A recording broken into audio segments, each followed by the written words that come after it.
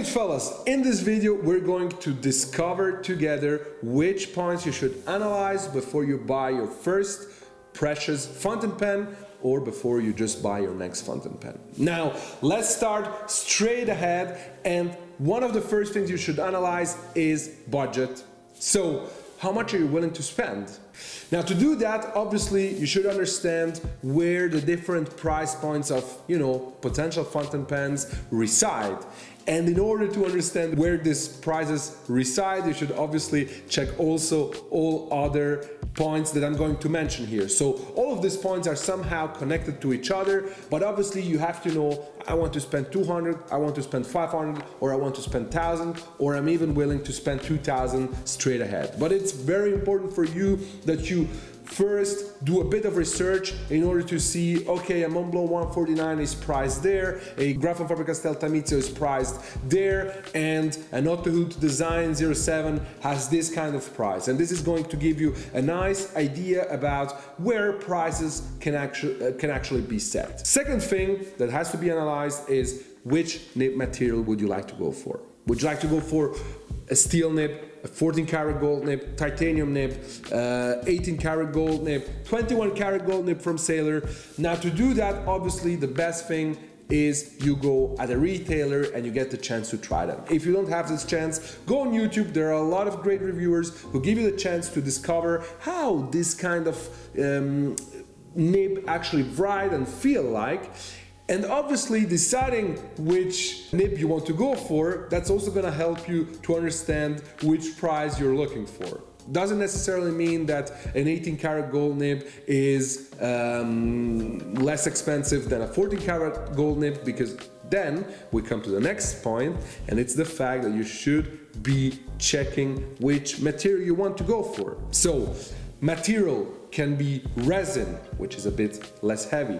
It could be metal, it could be celluloid, it could be ebonite. There's several kinds of material you could actually go for. And so try to understand which are the peculiarities of all of this kind of materials, and that's also going to give you a bit of the idea if you want to go for a certain kind of material or another kind of material.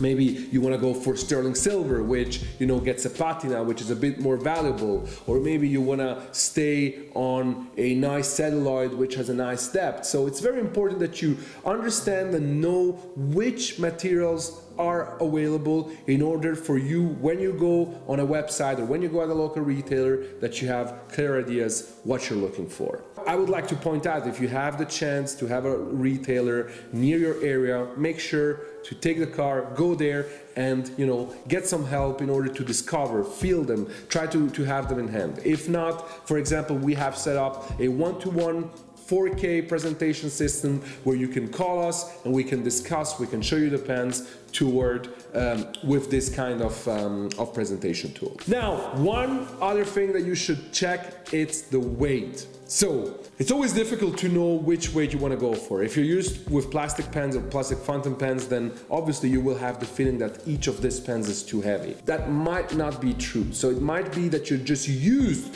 to a bit more a lighter pen, but a heavier pen does have his feature and his peculiarities. So try to understand by trying them which kind of weight you want to go for.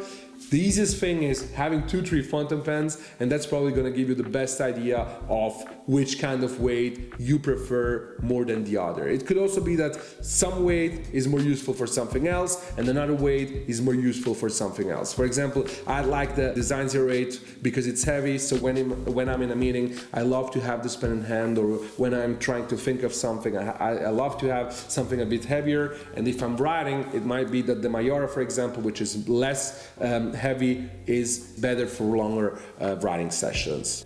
Then that's also going to give you an idea. If you have this pen, you're going to say, okay, I'm looking for a pen that is around 40 grams because that's what I like when I'm doing long writing sessions. Then, after the weight, we have the filling mechanism. There are several filling mechanisms. I've already shown you a few in one of my YouTube videos.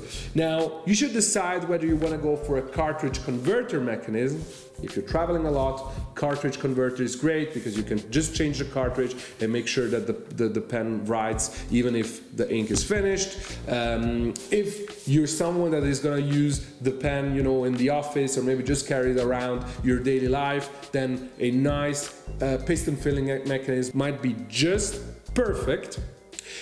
Or if you are up to long writing sessions, then you might want to go for an eyedropper. Eyedropper, you take the pipette, you dip it in the ink, you take out the ink, and then you just fill up the ink directly in the barrel, close it down, and you can write. That usually holds most ink, which, you know, might be something absolutely great.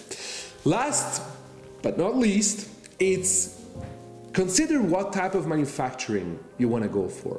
Are you looking for a more Italian pen, so a bit more design, colorful, a bit more eccentric also? Are you looking for a German pen that is a bit more industrial, it has a bit darker tones, just like a Pelikan or a Mont Blanc or an Autohut? Or maybe you're looking for something Japanese, so with a lot of handcraft, or just, you know, something very clean and understated, where most of the tones are often on the nib, but if you take an urushi, it's also on the craftsmanship that one of the craftsmen in Japan can deliver. Or maybe you're looking for a French pen, so you might want to go for Este Dupont, which has this elegance with the lacquering. It's all up to you, to your style, to what you're looking for. Personally, if I consider all of these points, I would probably find the perfect pen that suits me. On the other end, I always tell myself and also my customer to stay open and, you know, consider different kind of pens for different kind of situations. Also, one more thing I'd like to say is that I truly believe that we have somehow a bit to adapt ourselves to the pen. Not every pen is going to write the same way. Not every pen is meant to be used in the same way. Just in the same way like a Rolex doesn't serve the same purpose like a Patek Philippe watch. So a Rolex, you can probably do extreme sports with it. A nice Patek, maybe not the Nautilus, but you know, maybe a nice Calatrava might need a bit more of gentleness when being used. And same thing comes with fountain pens. Different kind of nibs deliver different kind of opportunities, but also different kind of usage. As I mentioned, once again, decide your budget, decide which nib material you'd probably like to go for, decide which pen material you're looking for, decide the weight of your pen that your pen should have, the filling mechanism that you're looking for, and the type of manufacturing that you would prefer. That's probably gonna put together the perfect pen for you, and it's gonna make your choice way more easy, and you're gonna walk out of the store, or after clicking add to cart, you will have taken the right choice. Thank you so much for watching, good fellas. I hope you enjoyed this little guide that I've put together for you. Let me know what you think down in the comments, because I always like to interact with all of you guys. Make sure that you have subscribed to the channel in case you haven't yet, and stay tuned for more content that is coming up. Don't forget that together we are changing the game.